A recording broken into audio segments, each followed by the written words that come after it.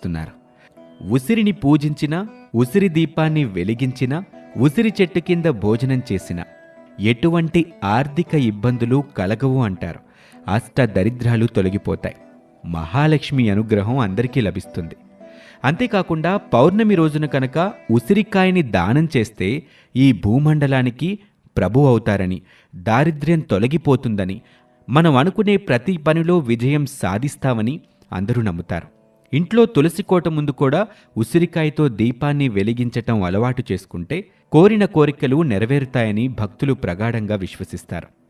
ఉసిరి చెట్టు యొక్క ఆకులతో ఆ విష్ణుమూర్తిని అర్చిస్తే మనం కోరుకున్న కోరికలన్నీ తీరిపోతాయని ఆధ్యాత్మిక పండితులు చెబుతూ ఉంటారు. ఉసిరి చెట్టు ఉన్న చోట శ్రీ మహాలక్ష్మీదేవి నివాసం ఉంటుంది అంటారు.